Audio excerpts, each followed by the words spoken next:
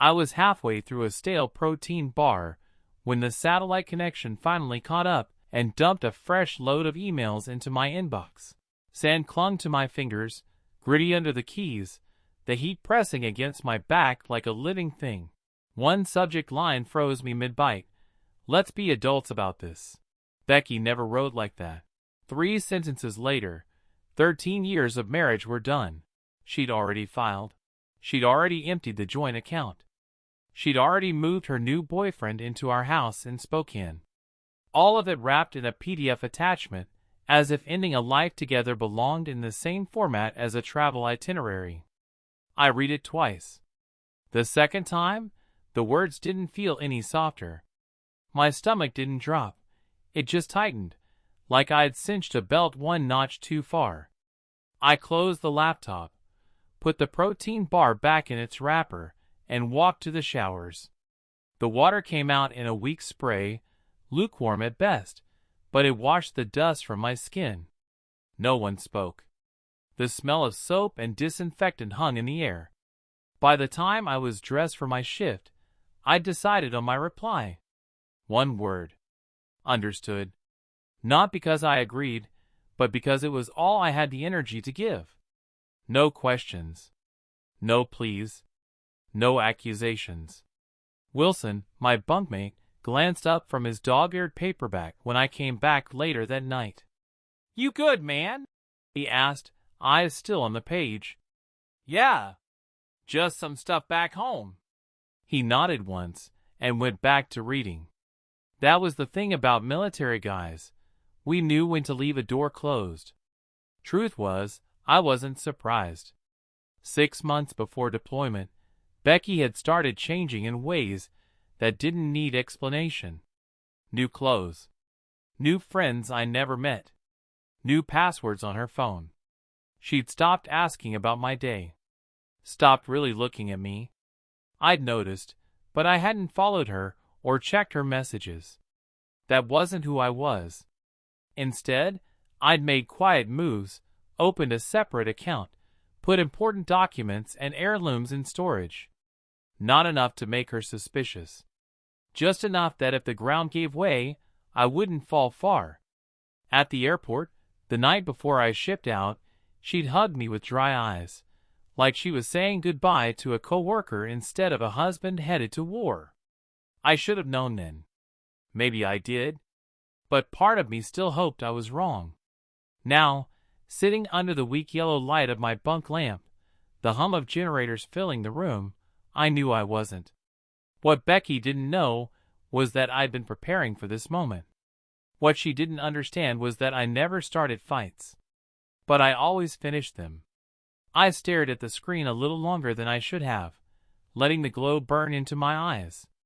The cursor blinked, patient, waiting for me to unload something, anger, disbelief, whatever people are supposed to feel when their life gets dismantled from 6,000 miles away. But I didn't give it any of that. Just typed a single word. Understood. Hit send. Closed the lid. The desert air outside the tent was still and heavy, the kind that carried the faint smell of diesel and dust no matter where you went. A convoy was rumbling in somewhere off in the distance, their headlights cutting thin lines through the heat shimmer. Somewhere, a group of guys were laughing, trading the same jokes they'd told 100 times before. Life kept moving like nothing had happened, because for everyone else, nothing had. Back inside, I pulled my boots off and stretched out on the narrow bunk. My mind was quiet in a way that felt unnatural, as if the part of me that should have been breaking apart had gone dark. Maybe it was training. Maybe it was shock. Either way, I knew better than to start playing out conversations in my head. She'd made her move. Anything I said back now would be wasted breath. Wilson was across from me, feet up on his own bunk, flipping a page in that paperback he'd been nursing for weeks. He didn't look up when he spoke. "You good, man?" "Yeah. Just some stuff back home." He nodded, kept reading. We'd both been around long enough to know when to push and when to back off. The unspoken rule out here was simple. If someone wanted to talk, they would. If they didn't, you let them carry whatever it was until they were ready to set it down. Lights out came early, but I stayed awake, eyes open to the faint shadows cast by the emergency exit signs. The words from her email rolled through my head in loops, stripped of any emotion, just raw facts. Filed for divorce. Emptied the account. Moved him into the house. No explanations. No apologies. I thought about the storage unit back in Spokane, the safe deposit box, the separate account. Quiet measures I'd taken without knowing exactly why, just listening to that low hum in my gut that told me something wasn't right. I wasn't starting from zero. She might have taken most of it, but not all. Somewhere outside, a generator coughed and steadied again. Wilson turned off his light. The tent fell into darkness, except for that faint green glow at the exit. My body felt heavy, but my mind stayed sharp, clear. There was no rage. No panic. Just the understanding that the board had shifted, and it was my turn to move. Looking back, it didn't start with anything big. No screaming matches, no slammed doors. Just small shifts that didn't make sense at the time. Becky started working late at the dental office, claiming the phones were swamped, but when I'd stopped by to surprise her, the waiting room would be empty. She joined a gym, said she wanted to get in shape, but I'd watch her come home without a drop of sweat on her, hair perfect, makeup untouched. New clothes began to appear in the closet, things I'd never seen her wear before, tags from stores she'd never shopped at. Then came the phone. She'd always been casual about leaving it on the counter or face up on the couch, but now it was glued to her. New passwords I didn't know, screen flipped down every time I walked in the room. The conversations we used to have at night, about my day, her day, whatever, started getting shorter. Sometimes they didn't happen at all. She'd just scroll until her eyes were half closed, then turn over without saying goodnight. I didn't confront her. That's not how I'm wired. My dad used to tell me that you don't fire until you're sure of your target, and I've lived by that. I wasn't going to start digging through her things or tailing her car like some desperate man who already knew the answer. I just listened to the quiet parts, the spaces between what she said and what she didn't. And while I listened, I started making moves of my own. I opened an account at a bank across town, had part of my pay funneled there. Nothing so big she'd notice, just enough to matter if it came to it. I rented a storage unit under my own name and moved a few things over. My grandfather's watch, my mother's silver, birth certificate, marriage license, the house deed, still only in my name thanks to the VA loan, military benefits paperwork, anything that couldn't be replaced. I told her I was cleaning out the garage. She didn't ask where the boxes went. Even the night before I deployed, she didn't tip her hand. We stood at the airport in that fluorescent light that makes everyone look tired. She hugged me with one arm, said, "Stay safe, okay?" Like I was heading to a conference, not a combat zone. Her eyes were dry. Mine searched for something I wasn't going to find. I boarded the plane with that same low hum in my gut, the one that had been there for months. A warning without words. Whatever was coming, it wasn't going to surprise me.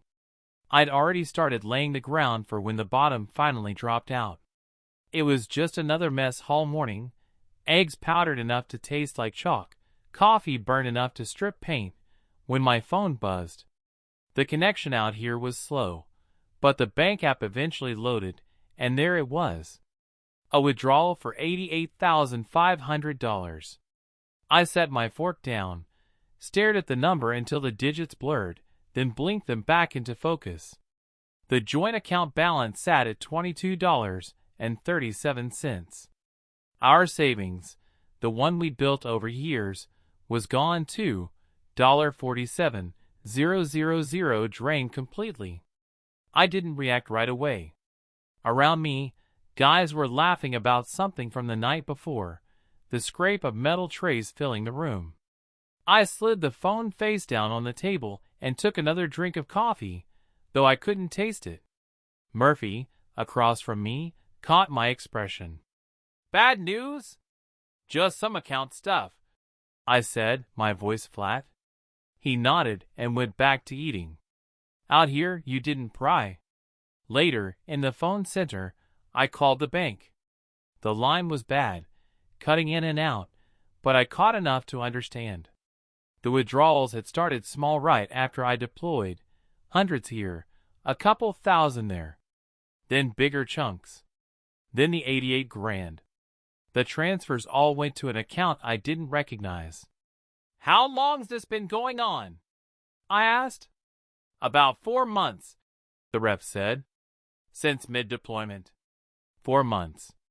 She'd started draining us almost the moment I stepped on the plane. I hung up, the static from the line still ringing in my ears, and stood there in the hallway watching the other guys talk to their wives, their kids, their parents. Faces lit up, voices warm. Normal life, stretched thin over distance. I didn't belong in it anymore. "How long's this been going on?" I asked. "About 4 months," the rep said. "Since mid-deployment." 4 months. She'd started draining us almost the moment I stepped on the plane. I hung up, the static from the line still ringing in my ears, and stood there in the hallway watching the other guys talk to their wives, their kids, their parents. Faces lit up, voices warm. Normal life, stretched thin over distance. I didn't belong in it anymore. Back in my bunk, I pulled out the laptop. Logged into our home security system, the one I'd installed myself and Becky probably forgot existed. The feed loaded slowly, but when it did, the first thing I saw was a strange truck in the driveway.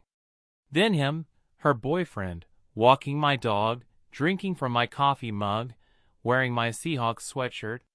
Becky was in the kitchen, laughing at something he said, standing in the space I'd torn apart and rebuilt during my last leave. Something in me went very still. Not the hot rush of anger. Something colder. Clearer. I closed the laptop, took out my notebook, and made a list. Names. Numbers. Documents to pull. Calls to make. I wasn't going to send another word to Becky, not until I was ready. She'd taken the money. Fine. She'd taken the house, the dog, the life we'd built. But this wasn't over. Not by a long shot. The feed took its time loading, the little spinning icon in the corner working like it had all the time in the world. Out here, patience wasn't optional. It was survival, but my jaw still tightened while I waited. When the picture finally sharpened, it wasn't my house anymore, not the one I'd left. There was a truck in the driveway I didn't recognize, bigger than mine, tires still muddy from wherever it had been. The front curtains were open, sunlight spilling into the living room, and there he was, her boyfriend, moving around like he owned the place. He had my Seahawks sweatshirt on, the one Becky used to steal on cold mornings. He was drinking from my mug. My dog followed him, tail wagging, like I'd been replaced without protest. Becky came into view, laughing at something he said. She leaned against the counter I built with my own hands on my last leave, back when I thought we were still building a life together. She reached over, touched his arm like it was the most natural thing in the world, like she'd been doing it for years. I sat there in my bunk, the desert heat pressing in from all sides, and felt everything in me go quiet. Not the kind of quiet where you're empty, more like the kind where you've stopped reacting and started calculating. The shock had burned off. What was left was focus. I cycled through the other cameras. Backyard, bedroom, even the garage. His tools sat where mine used to be. The dog's bed had been moved into the corner of the living room. A pair of shoes I didn't recognize sat by the front door. Piece by piece, the place had been rearranged until it didn't feel like mine at all. I thought about calling her. Thought about sending a message, something sharp enough to cut through the new life she'd made in my absence. But that would have been playing her game. And I wasn't here to play.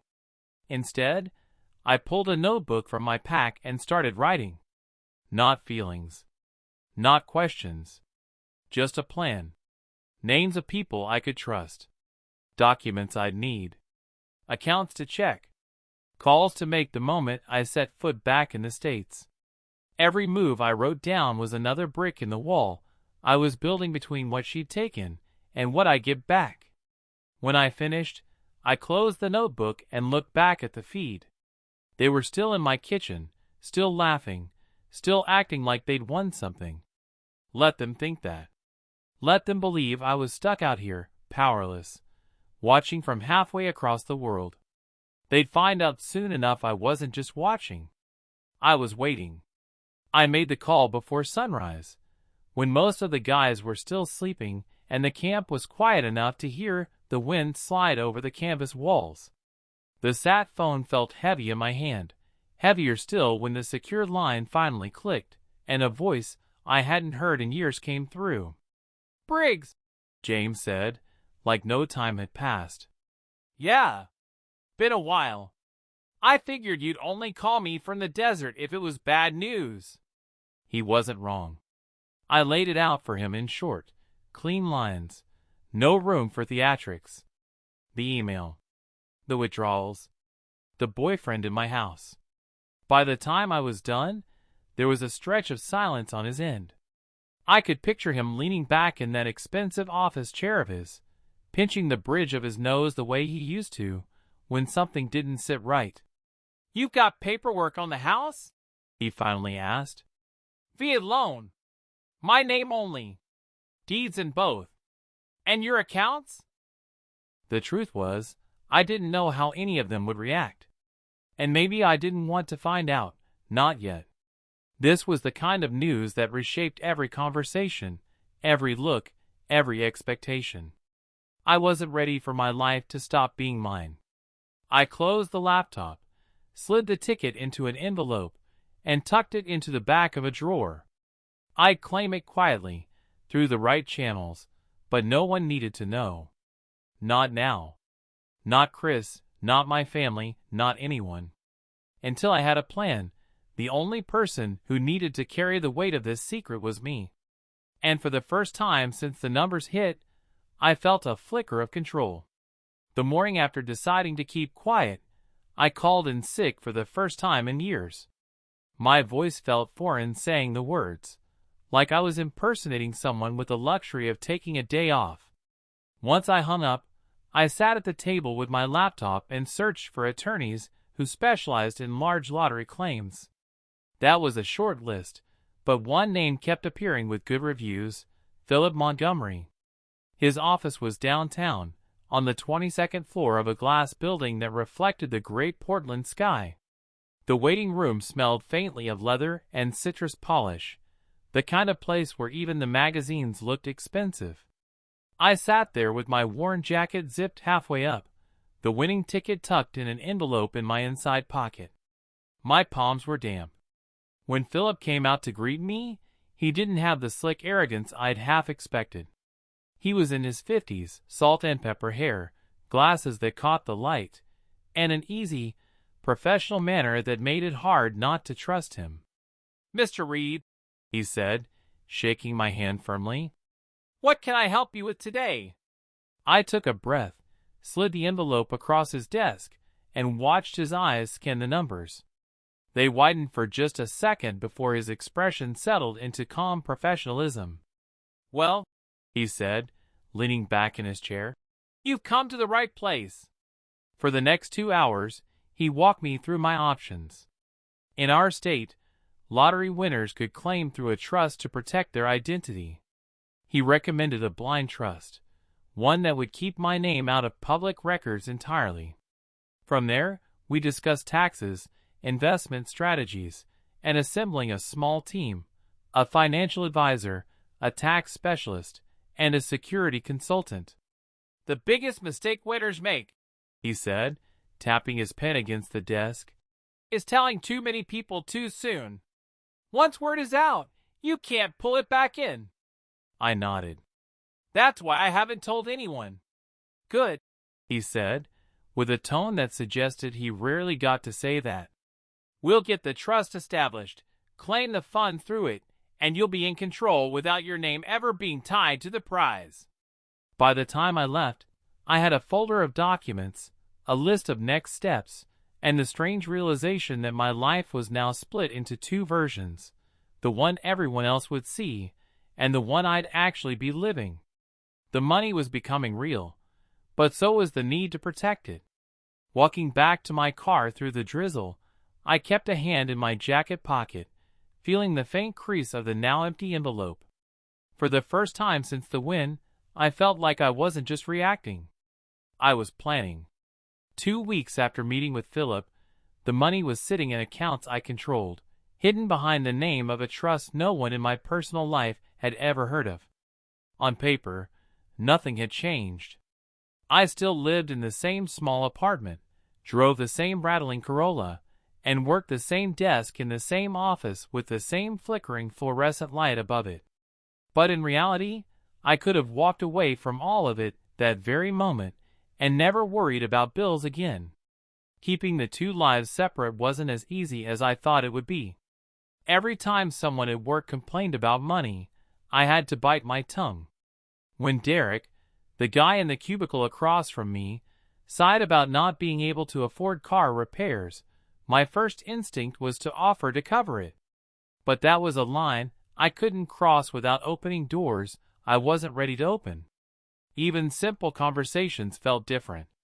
My mom called one evening to tell me Lisa was planning a family vacation to Hawaii, and I caught myself almost offering to pay for their tickets.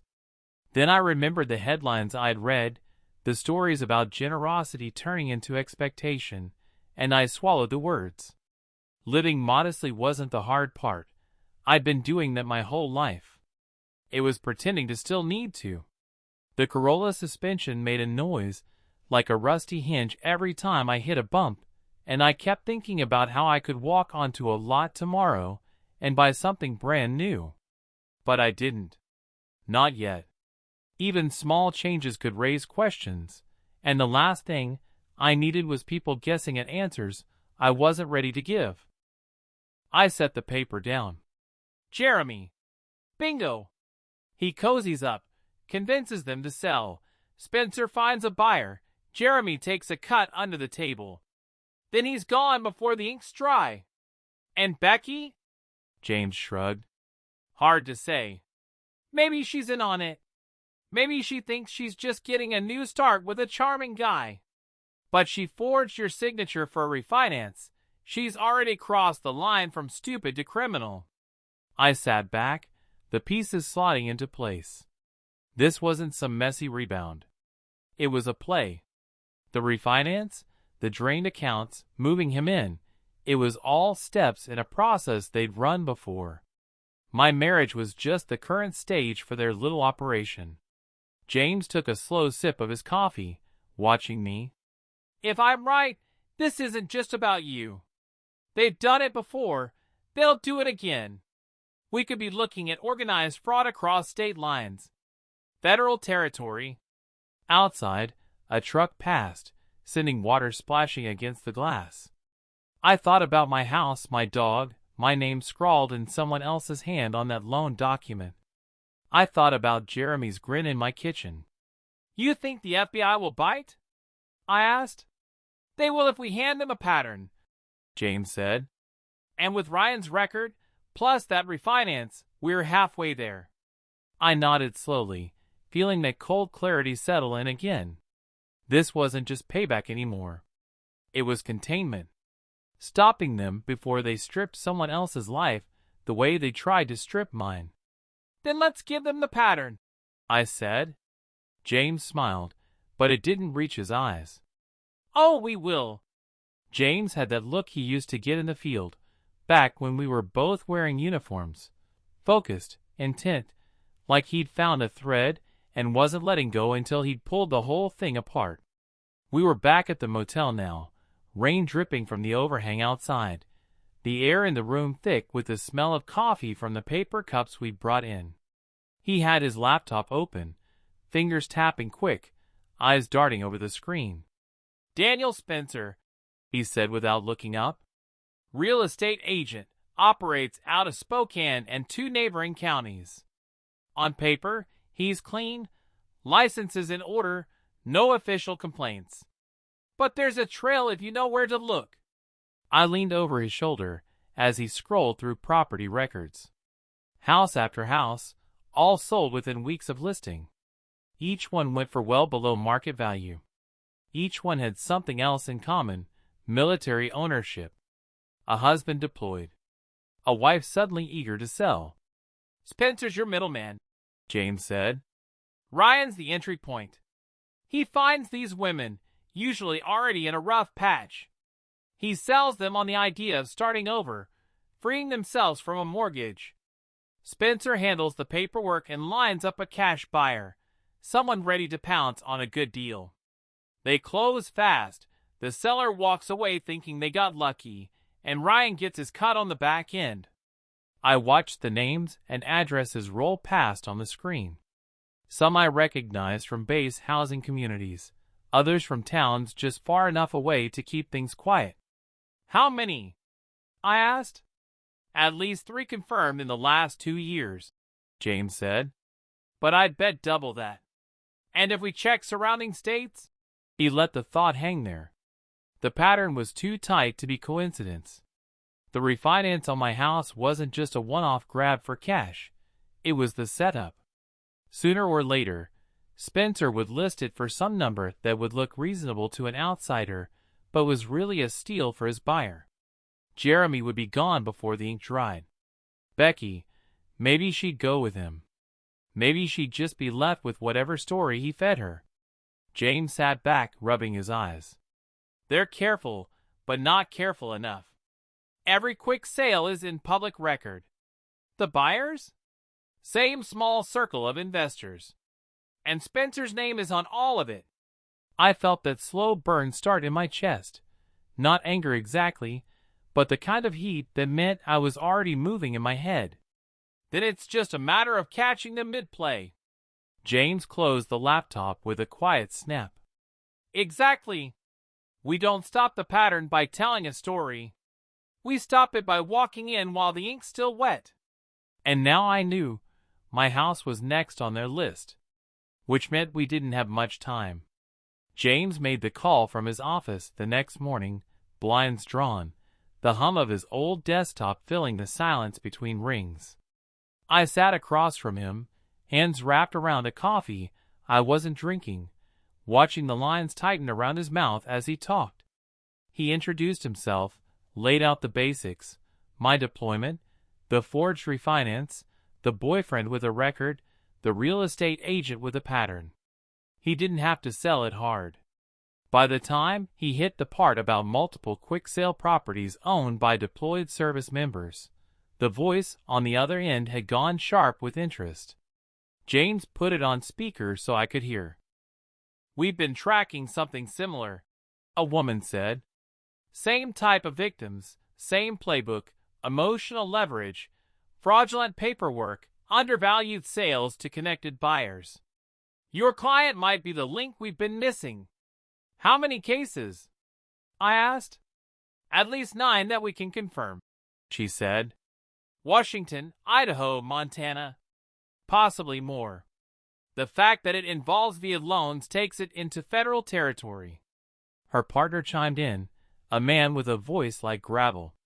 "If we can prove intent and coordination between the parties, your wife, her boyfriend, the agent, it becomes a conspiracy case. That carries weight." Weight. That was one way to put it. I sat there, feeling the scope of it widen. This wasn't just about my house or my bank account. I was sitting on a thread that could unravel a whole operation. "What do you need from us?" James asked. "Documentation," the woman said. "Everything you've got. Loan papers, bank statements, security footage, any communications.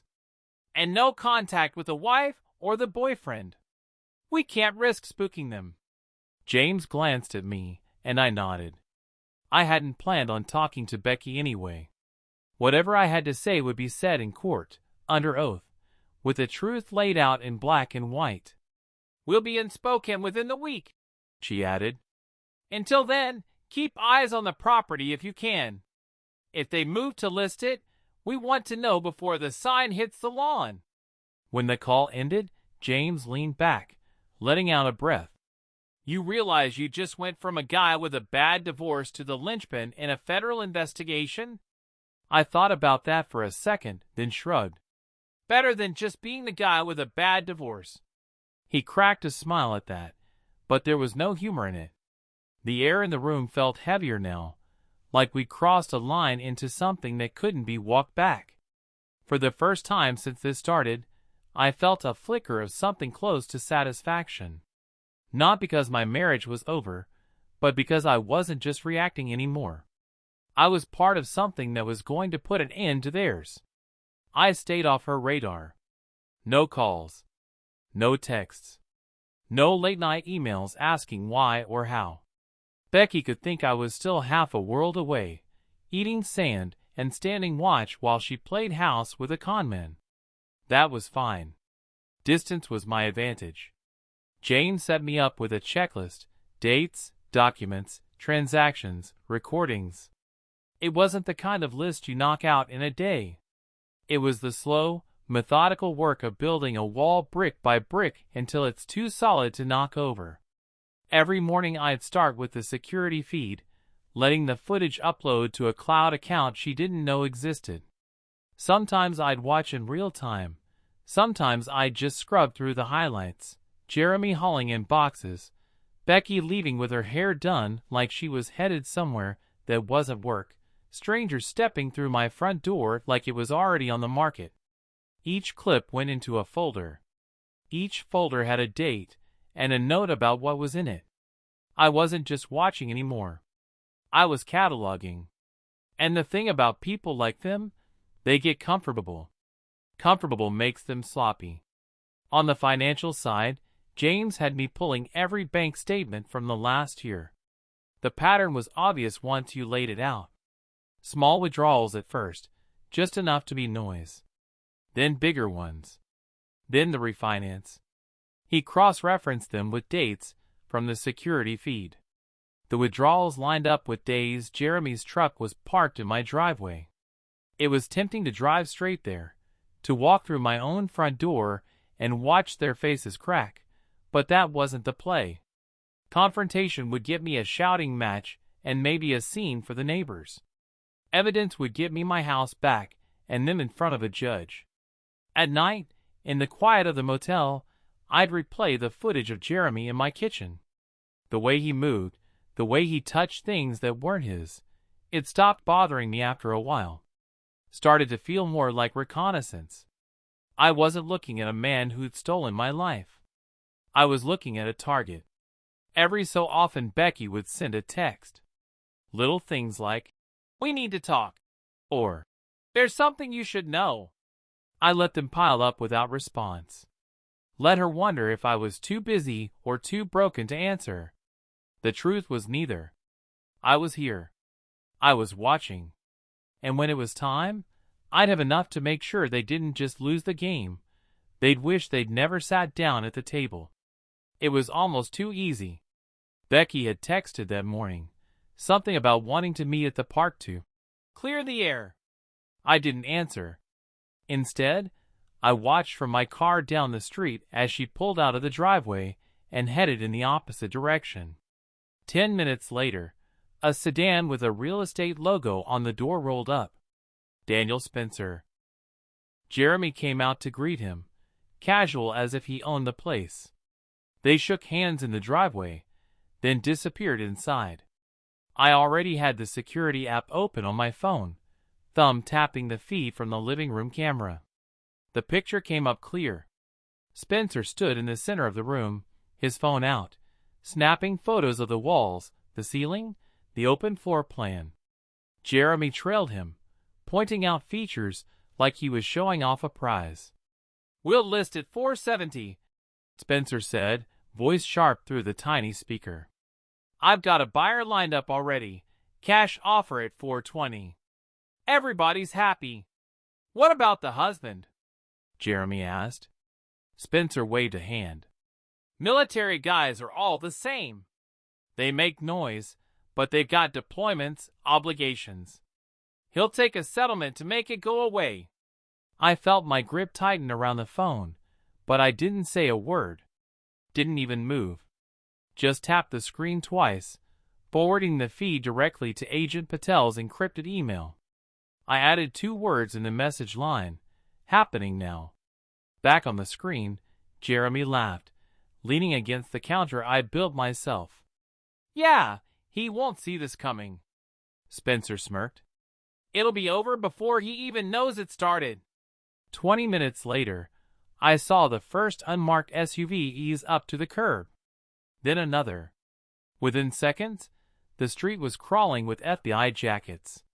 From my angle, I watched agents fan out, moving fast and quiet until they were at the door. The knock was sharp. The wait was short. Spencer barely had time to put his phone down before they were inside. A few minutes later, they came out in cuffs, Jeremy first, his mouth running like he thought he could talk his way out of federal charges, then Spencer, head down, eyes scanning the street. Neither one looked in my direction. My phone buzzed. Patel's voice was steady, almost calm. We got them on tape, discussing the fraud and the sale. Wire fraud, conspiracy, property under false pretenses, it's all there. We'll need your formal statement. I watched from behind the tinted glass as my front door swung shut, the house suddenly still again. The trap hadn't just closed, it had locked. And for the first time since Kandahar, I felt the weight shift off my shoulders. They thought I was just watching. But I'd been aiming. The street looked like something out of a crime show, black SUVs lined up bumper to bumper, agents and windbreakers moving with quiet precision. Neighbors stood on their porches, phones out, trying to make sense of the scene. From my car down the block, I watched as Jeremy was led out first, wrists cuffed, face twisted into that half-smile people wear when they still think this is all a misunderstanding. He kept talking, his head turning from side to side, like he was searching for someone to vouch for him. Spencer came next, quieter, his eyes locked on the pavement. He had the look of a man already counting the years ahead of him. Behind them, agents started carrying boxes, files, hard drives, a laptop I recognized from my own home office. Every piece of paper they touched went into an evidence bin. They were stripping the house down to its bones, taking every trace of the operation with them. Then I saw her. Becky's car pulled up fast, tires crunching against the curb. She got out before the engine was even off, her bag slung over one shoulder, confusion already giving way to something tighter. She stood on the front lawn, watching as 2 agents carried out another box. Her mouth opened like she was about to say something, but nothing came out. One of the agents spoke to her, calm and professional, but she barely moved, eyes darting between the boxes, the handcuffs, and the front door that was now wide open. She looked smaller than I remembered, like the weight she'd chosen to carry had finally settled on her all at once. I stayed in the car. Watching her see it for the first time was enough. She scanned the street as if trying to find the source of all this, but I didn't give her the satisfaction. From this distance, I could almost pretend she didn't see me at all. My phone rang. Patel. We've got both of them in custody. The evidence is solid. Fraud, conspiracy, attempted property sale under false pretenses. They'll be arraigned within the week. And her? I asked. That depends, she said. We need to determine her level of involvement. That's partly your call. I looked at Becky again. She was standing there with her arms wrapped around herself, the wind pulling at her hair, the sound of agents moving in and out of the house behind her. I couldn't tell if she was scared, angry, or just realizing how far this had gone. Not yet, I said finally. Patel didn't push. She just said, We'll keep you updated. When the last box was loaded into the SUV and the front door shut, I started the car. The street faded in the rearview mirror, but the image of her standing there stayed with me. Not because I missed her. Those days were gone. It was because, for the first time, she wasn't the one leaving. They met me at James's office, two agents in plain clothes carrying folders thick enough to bow the covers. Patel did most of the talking. She laid out the facts like pieces on a table: dates, bank transfers, the forged refinance, and Becky's name showing up where it shouldn't. Her signature was on some documents, her voice caught in a few recorded calls between Jeremy and Spencer. Nothing as clean as an outright confession, but enough to raise the question. "She says Jeremy told her you were hiding money," Patel said. "That you planned to leave her with nothing. Claims the refinance was his idea, that she just signed what he put in front of her." I leaned back in the chair, staring at the ceiling. "And you believe her?" Patel didn't answer right away. Donovan, the other agent, shifted in his seat. "We've seen this before. Sometimes the spouse isn't deep. Sometimes they're just orbiting the wrong person and don't realize they're part of a crime until it's too late. The line's not always bright." James spoke up. "What's his client's exposure here?" "If we push it," Patel said, "forgery, conspiracy to commit fraud, maybe accessory to wire fraud. But without her admitting intent, it's a harder case. Which is why we're talking to you." I sat forward. "You're asking if I want to press charges." "That's one option," Patel said. "The other is a settlement. Full restitution, forfeiture of any claim to the house or your pension, and a signed statement admitting the forgery. She avoids prison. You get your assets back. Clean break." It was quiet for a long moment. I thought about the 13 years before all this, good years in the beginning, before the cracks started showing. I thought about the night at the airport, her eyes dry as she said goodbye. About the security feed, her laughing in my kitchen with him. Pressing charges would drag this out, maybe for years. Settling would end it, fast and final. The money could be replaced. The time couldn't. James watched me, probably knowing where I was headed before I said it. "I'll take the settlement," I told Patel. "I don't care if she gets a record. I just want her out of my life, and I want what's mine." Patel nodded, making a note. "We can make that happen." She closed the folder, and just like that, the weight shifted. It wasn't gone, but it had moved off my shoulders enough for me to breathe easier. Becky could keep whatever story she needed to tell herself. I had the truth, the house, and the rest of my life to get back.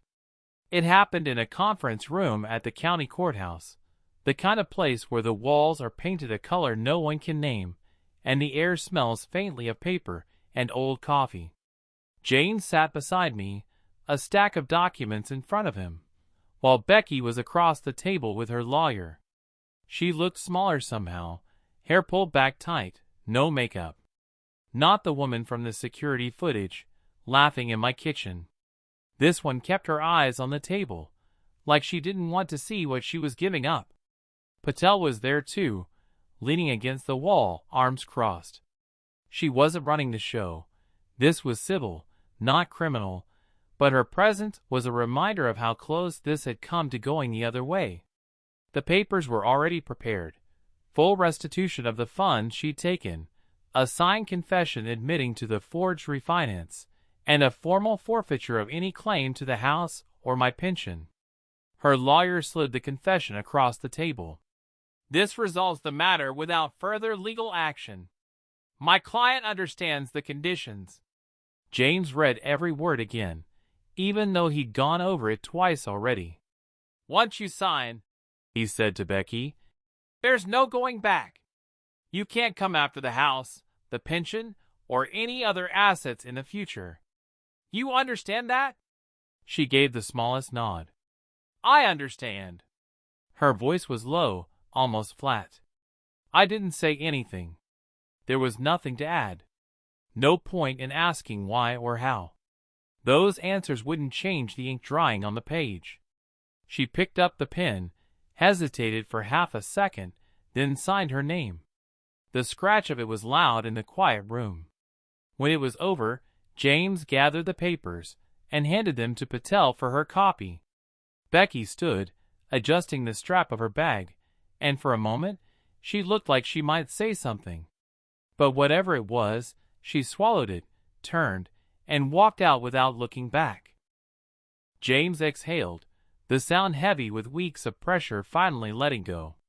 "It's done," he said. Done. The word didn't feel triumphant. It felt like closing a door you never wanted opened in the first place. But there was relief in it, too. No trial. No months of dragging it through the courts. Just a clean cut, even if the scar would stay. We walked out into the afternoon sun, the courthouse steps warm under my boots. Becky was already gone, swallowed by the traffic. I didn't watch to see which way she went. My business with her was finished. From here on, every step I took was mine alone. The call came in on a Tuesday, the kind of gray northwest afternoon where the sky feels like it's pressing down on the rooftops. I was sanding a piece of cedar for a client's porch railing when the phone buzzed. Patel's name lit the screen. "Jeremy Ryan was sentenced this morning," she said. 8 years, fraud, conspiracy, identity theft. Spencer got 12. They both took plea deals. I set the sander down, brushing sawdust from my hands. "That's it then." "Not quite," she said. "Your case gave us the pattern we needed. We've tied them to 11 other military families. Some of them will get their money back because of you." For a second, I didn't answer. The thought of all those people, men and women coming home from deployments to find their lives gutted, hit harder than I expected. I'd been so focused on my own mess that I hadn't thought much beyond it. "They'll know who to thank," Patel added. I shook my head, even though she couldn't see it. "Doesn't matter if they know. Just matters that they're done." There was a pause on her end, the faint sound of paper shuffling. "It's a good outcome, Nathan. You should take some satisfaction in that." Maybe she was right. But satisfaction wasn't the feeling that settled in my chest. It was quieter than that. More like a steadying of the ground beneath me, the sense that a weight I'd been carrying so long I'd stopped noticing it was finally gone. After we hung up, I stepped out onto the porch and looked at the line of pines beyond the property. The air was cool, smelling faintly of rain and with smoke from somewhere down the road. The cabin behind me was small, nothing fancy, but it was mine, bought outright, paid for with money no one could touch. No more joint accounts. No more signatures that weren't mine. Jeremy and Spencer would spend the next decade behind bars, their little operation dismantled piece by piece. Becky was a footnote now, her name tied to a confession she'd signed in silence. And me? I'd walked away with my life intact, maybe even stronger than before. I picked up the sander again, the cedar smooth under my hands. Somewhere out there, 11 other families were getting calls from the FBI, hearing words like restitution and case closed. Maybe they'd feel the same quiet I did now. The sound of the sander filled the porch again, steady and even. For the first time in a long while, I wasn't looking over my shoulder. The fight was over. And I'd won it without ever raising my voice. I signed the sale papers on the house in Spokane without setting foot inside again. Too many ghosts in those walls, too many rooms that still smelled like a life I didn't have anymore. James handled the closing, wired the proceeds into an account with just my name on it, and that was that. A clean break, no backward glances. The cabin in Montana came a month later. 2 bedrooms, 10 acres, and a creek that wound through the back like it had been there since the beginning of time. No neighbors for miles. The realtor called it remote, but to me it felt like breathing fresh air for the first time in years. The nearest town was 15 minutes away, just big enough for a grocery store, a diner, and a hardware shop where the guy behind the counter started calling me by name after my second visit. I filed my retirement papers soon after the move.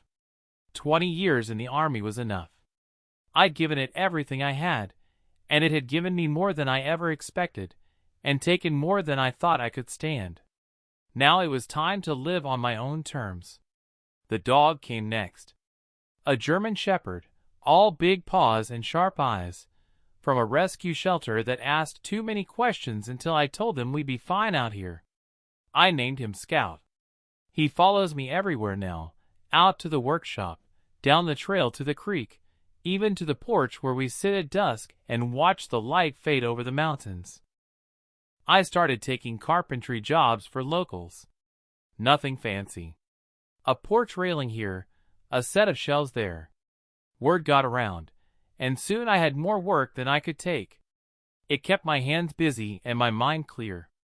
There was a rhythm to it, measuring, cutting, sanding, building. That made sense in a way people often didn't. Nights are quiet. No traffic. No neighbors arguing through thin walls. Just the sound of the creek and the occasional rustle of deer moving through the trees. Sometimes I'll make a fire, sit with a beer, and let Scout curl up at my feet.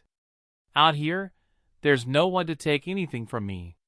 Every so often, I'll get a call from James or Patel with an update on one of the other families Jeremy and Spencer had tried to bleed dry. Some are still untangling their messes, but most are rebuilding. Like me. The cabin isn't perfect.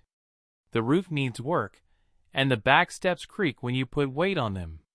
But it's mine. Every nail, every board, every square inch of dirt. After everything, that's all I wanted. Something that couldn't be signed away, stolen, or forged. Something that would stand. The letter came in a plain white envelope, no return address, just my name written in careful block letters. It was waiting in the mailbox at the end of the long gravel drive, tucked between a feed store flyer and an electric bill. I carried it back to the cabin, set it on the table, and made a cup of coffee before opening it. The paper inside was lined, the handwriting neat but a little uneven, like the writer had taken her time with every word. She said her name was Claire, from Fort Worth. Her husband was Nady, deployed when Jeremy and Spencer tried to pull the same scam on her that they'd tried on me. The FBI had stepped in before the sale went through, froze the accounts, and kept her house from slipping away. "They told me your case helped them see the pattern," she wrote. "That without you, they might not have stopped it in time. You don't know me, but you saved my home. My kids still have their rooms. We're safe because you fought back when it would have been easier to walk away. Thank you." I read it twice, then a third time, the steam from my coffee curling past the page. It was the first time anyone had put it in those words, that what I'd done wasn't just about getting my own life back, but keeping someone else from losing theirs. I pinned the letter to the refrigerator with a magnet shaped like a trout I'd picked up in town. Every time I went for milk or beer, it was there, a quiet reminder that all the months of digging, watching, and waiting had meant something more than just evening the score. Scout was sprawled in front of the fireplace, his ears twitching in his sleep.